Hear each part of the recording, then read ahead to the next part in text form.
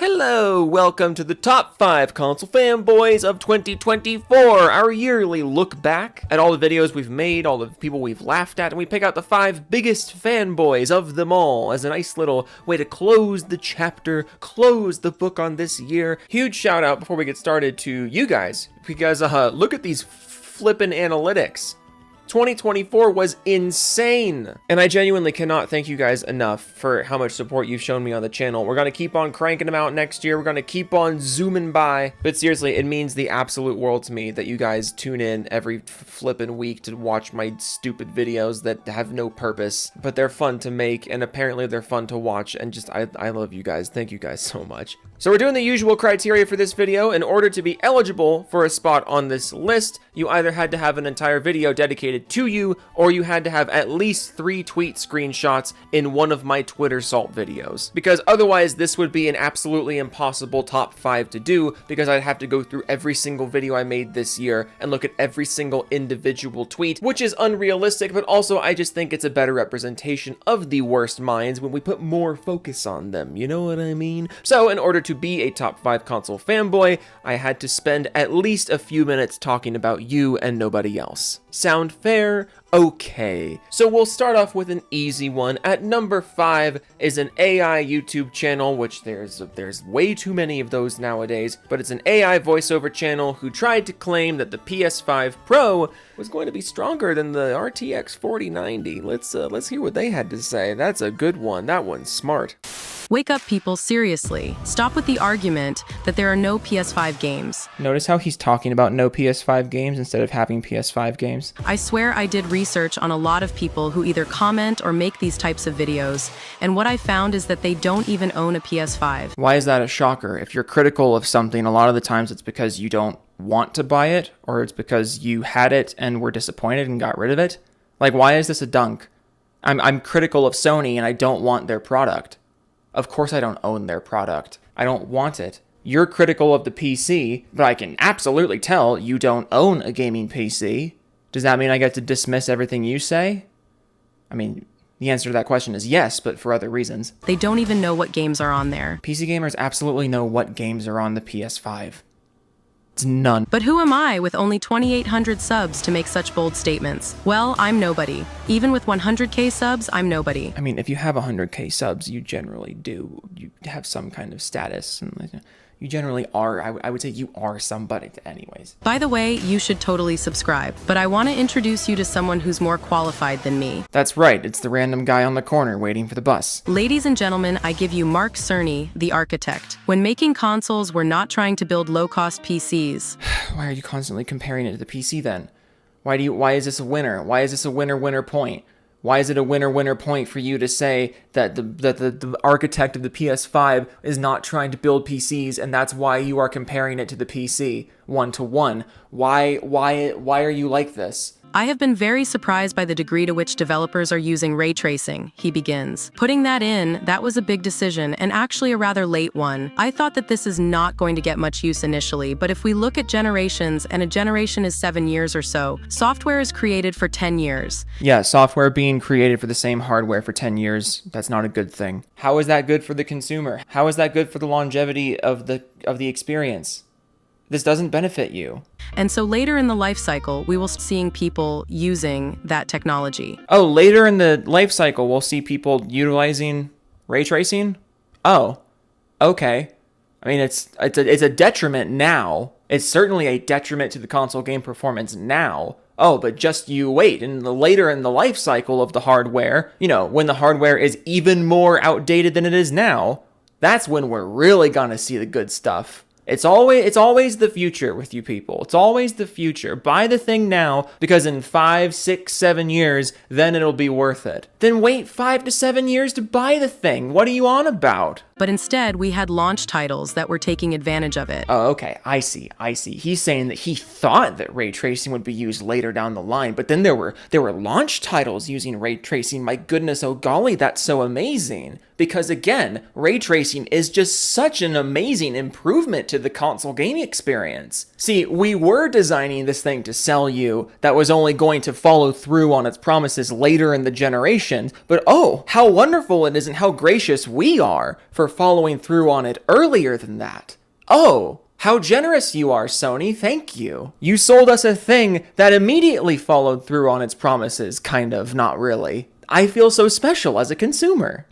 At number 4 is this gentleman who tried to unironically argue that consoles were a better deal than gaming PCs and you should get a console over a gaming PC because the boxes that the console comes in look nicer.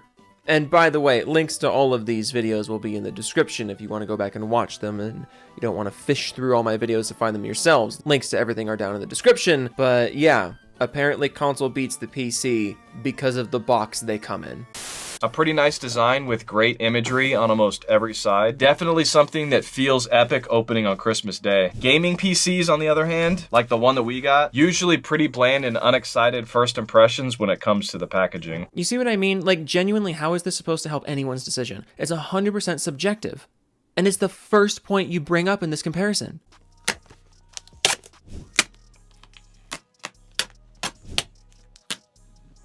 That's right, in this 9-minute video where the first minute and a half was wasted by stuff that doesn't matter, there's another chunk of the video that's wasted by fucking box sticker peeling ASMR.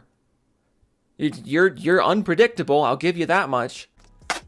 Boom, what'd I tell ya? Power your dreams. We've got the Xbox boldly protruding out of this downward slope design. Boldly protruding, baby. It's boldly protruding. This is a real video making a real comparison between consoles and PCs. Now popping open the PC box, you're met with a massive unpacking instructions card. That's right. Literally every instance of unboxing on the PC involves a giant Lego instruction manual. 100% of the things that you unbox on the PC are like this. Consider this while considering your gaming platform because that absolutely matters so much. I promise, guys, my opinions are my own. PCs will usually come with some Wi-Fi antennas and a power cable. Yeah, that's it. That's all they come with. In the smaller box within the Xbox box, you also get a small power cable, but also an HDMI cable and a controller. Holy cow, they give you the necessary objects for interacting with the thing you bought? That's bananas. And then you get to unwrap it like an exciting gift within a gift. My opinions are my own, guys, I promise. Beautiful. This is my favorite part with PC unboxings too, though. Removing the plastic. So, it's not a point.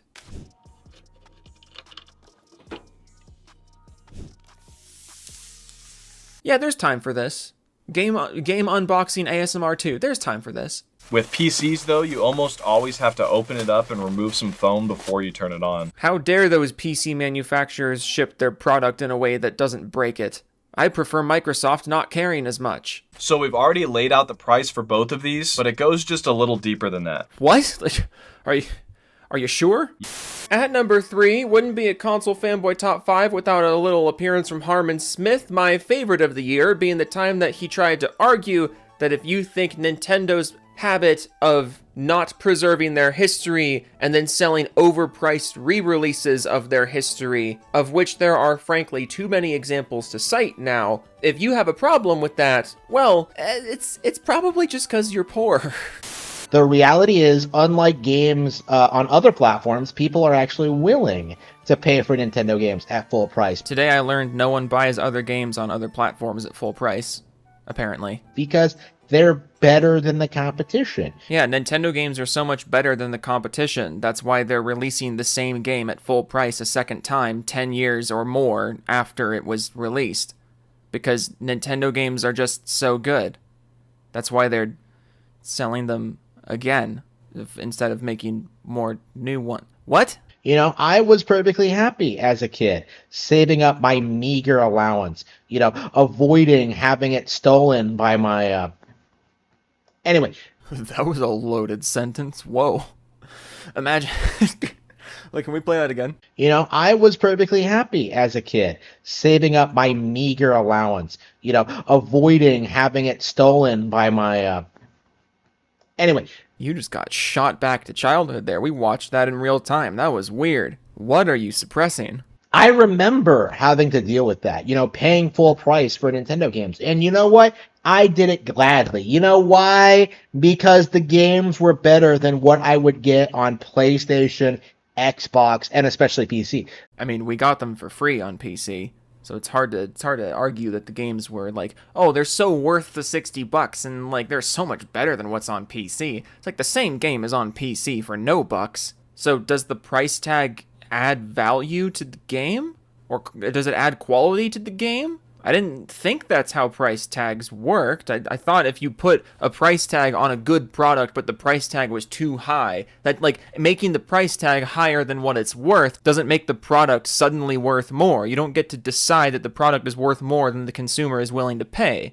Am I getting too high concept for you? I'll just move on. Like, Nintendo just dominated that entire space. I mean, one of these games is Luigi's Mansion 2, which is from 2013, which those of us with a memory longer than a goldfish will remember is where the Wii U era was, which I think was the opposite of a Nintendo dominant era. And if Nintendo actually gave a shit about backwards compatibility nowadays, this wouldn't be an issue to begin with, but we don't talk about that, I guess. Like, Nintendo re-releases have always been kind of lame in terms of like what they're adding to the original version of the game. There's no denying that. Like when you look at games from the GameCube era that were re-released on the Wii, or games from the Wii era that were re-released on the Wii U, they often leave something to be desired when it comes to full price re-releases, but also it wasn't that big of a deal because those consoles were backwards compatible. The Switch comes along, offers very limited backwards compatibility, and a lot of that is for technical reasons. The Switch is a cartridge-based system, kind of hard to have disc-based backwards compatibility, but I was always under the impression during the Switch generation that Nintendo's way of making up for making you buy the game a second time was to greatly enhance the original game. Metroid Prime Remastered?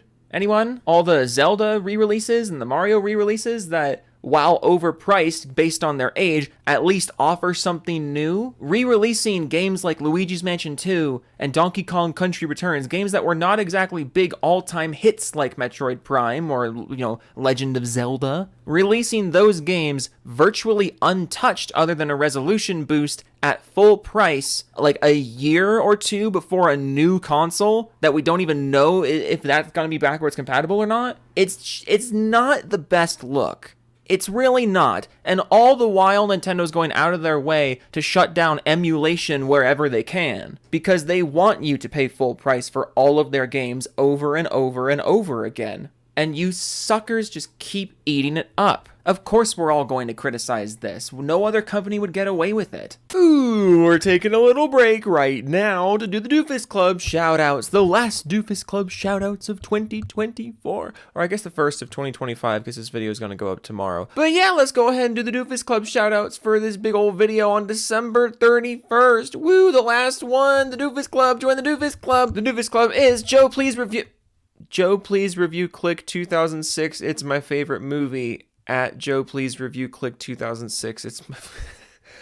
All right, we're starting like that. Reborn Scannon, What the Fan Art, Nick, Kev88, ML04, Don't Step on Snack, Wolf of Midnight, Gaming with Dead People, Stick Rider, The Cunt Connoisseur, KevDog1992, Pig Venus, The Beesum, Steve Wen Studios, Phil McCracken, Biscuit101, Interog G YouTube, Hero Culture, Tom from Spokane, OM Gaming, Pope Raphael the Rat King, Tariq Brown, Maxo550, Retsco1632, Elite, Bojvanig, Maganek, Thornskate, Ex Machina Gamma, Oh No Alex Goond on Me, Severin Evans, Mr. Spawning03, Nick Donegan, White Trouble, Donnie Weston, Antdog65, Really Zerd, Gob Gobson, Veza Canary, Doug Nigsey, Rogue Winter 0001, Bobby Hitter, Hangman for Hire, Gregor Ed Omega, Grimsy, Gavo P, Frost Crystal, Edge Knight 1789, Biogenesis, Eldon the Noble, Jimmy Chops, Yeah I Camp, So Floppy Pingus 97, Ian in Action, Michael Musical, Mega Key, Kushka, Ghost Ho, The Scruffy Skull, Femtanga, The Judge 6, Mio Bunny, Fast Crow, Matt H, Joe Seattle from Joe, Blue Hook, Mr. Self-Destruct, Raptor Tim, Willie JJ doesn't forget names like Joe does. I'm sorry, I missed some names in a couple videos ago. Joe needs all of us to change our names and sentences, Jody Breeze, Mr. Techno Squeak, Maxwell Maximus, Who Do You Voodoo, Furry Raptor 1, Schnorlax, and Maddie Plays Xmas Edition, Also I Have a Doofusy, Diego Garcia, Make Advertisement, Uncles Omen, Wild Gamer 3001, Demetrius Papagiorno, Kibikins, I American Idiot, Boofner, Antoine Horton, Rebel Blood 87 Christensen, All Games Video. I'm handing out invitations to Joe and my wedding. To both of us? Really? Cool. I accept. Darth Muffin, Binary Deviant, Raven Bloodrot, Henthai, Justin Mab, Rand Roy, Stoico, Lil Grey Cells, Extreme the Wolf 7, Toonie Wayne 7, Joe Taku, Puddintain, Joey Scoops, Jidge, Retro is Joe's dad, Westa not from Seattle, but from somewhere in Australia, 69XD. Wannabe Hobo, Bill at 310 Char, Ooh Ee, Ooh Ah Ah, Ting Tang, Walla Walla Bing Bang, Veg, Rob C, Curtin Allen's back, you gotta doof it like us, ooh, and the Groovy Banana. Thank you guys very, very much for joining the Doofus Club. I think that's the fastest we've done the Doofus Club so far. Who? Can we make it faster? Can we make it faster? Depends how many of you guys keep changing your fucking names. Okay, back to the video. At number 2 is someone on Twitter who I completely forgot about until I started looking back on my year of videos in order to make this video.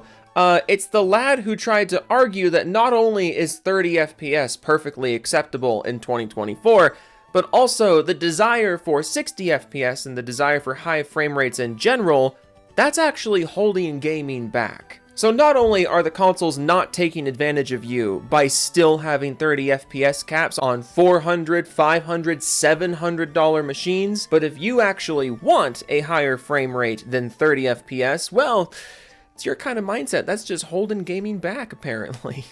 Dark Rider tweets out, I wish more games would target 30 FPS instead of giving options for 60 FPS. That way we could get a bigger leap in gaming. 30 FPS is a perfectly fine frame rate, and those who want 60 can get a pro version of the PS5.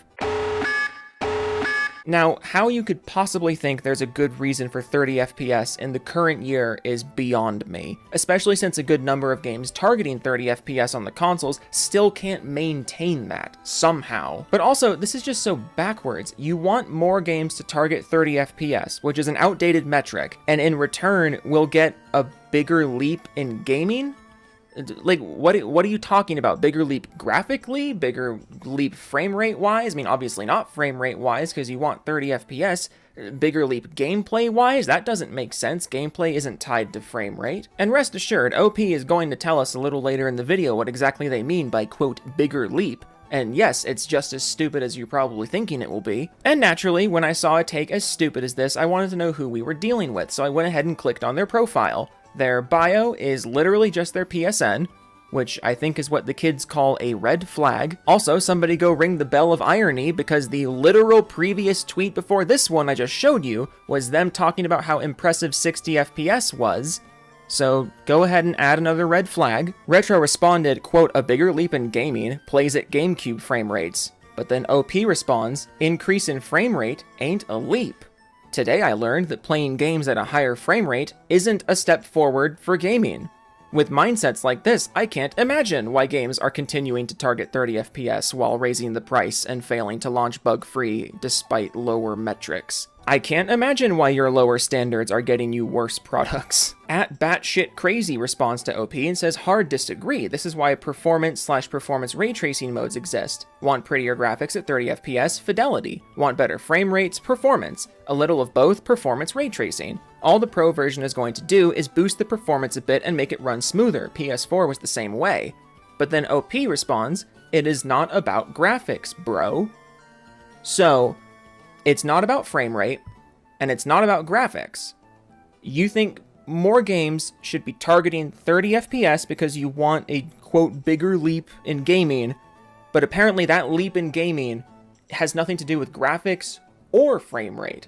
So, what the hell is this about? And here's the kicker. DatSnick says, what leap are you talking about? Graphics are at a point where each increment costs a lot of frame for not much in return. It is beyond not worth it nowadays. Moreover, having 60 FPS mode is good for porting to lower power hardware. And here's the kicker. OP responds, the leap like GTA 6 or even better in terms of mechanics. Son, GTA 6 is not out. You don't know what mechanics it will have. You don't know how much of a, quote, leap forward it will be. But also, I have to break this to you, but game mechanics can exist at any frame rate and any resolution. I also want to go back to the original tweet here with this new added context because you're such a doofus you don't even realize that you contradict yourself. You say games need to target 30 FPS so they can give us a bigger leap in gaming, implying that gameplay innovation is tied to frame rate somehow. But then you immediately say the PS5 Pro can give you 60 FPS if you want it. My boy, if gameplay innovation is tied to frame rate like you seem to think it is, why would there be multiple frame rate options on the same game? It's almost like you don't understand what actually determines a game's frame rate. But at number 1 has to be one of the first videos I made this year. Some of you may have missed it, but it goes to a wonderful person on Twitter who tried to argue that Phil Spencer and a certain World War II dictator were basically the same because, checks notes, a lot of people criticized them. I'm not kidding. That's actually the point they tried to make and defend at length. There was no way this was ever not going to be number 1 on this list. Thank you all for watching. I will leave you with this footage. I'll see you for tons of new content in the new year. Toodles. So anyways, Unleashed goes ahead and posts this 0 out of 8 bait, to which Cam the Goat correctly replies and points out that this kind of non-stop obsessive hate for something is, you know, obsessive. But this is where the main event really begins. This is our inciting incident. You know, on the plot graph, this is when things go upwards. Because someone unironically going by revenge with a capital V in the middle of the word revenge, because that's apparently how the word revenge is spelled now, they respond, a lot of people talked about Mustache Man during World War II. Doesn't mean people didn't hate him. Oh. Okay, that's fine. Alex responds, you're literally comparing genocide with console war bullshit. You're not just sad, you truly are the most pathetic console warrior on this platform. Revenge says, point still stands. Function says, I don't think anyone is not gonna try talk about a guy actively committing the genocide of millions and started the Second World War, leading millions more to their deaths as a result. That's not the same as constantly talking about a plastic box that never did anything to harm you. Revenge says, the point still stands. The Brit Who Cares says, mate, you comparing World War II to console war, mate, you're cringe. Revenge says, the point still stands. Scott, you just don't get it, do you? You don't. It's no hassle. But all I'm saying, they're gonna get a. I'm just. Knock, knock. Who's there? And the Brit followed it up with, you must be trolling, you're comparing World War II to console war, there's a big difference, if you can't see that, then there's something wrong with you. Revenge says, looks like you couldn't invalidate it as expected. Oh, Lord, this year's off to a phenomenal start.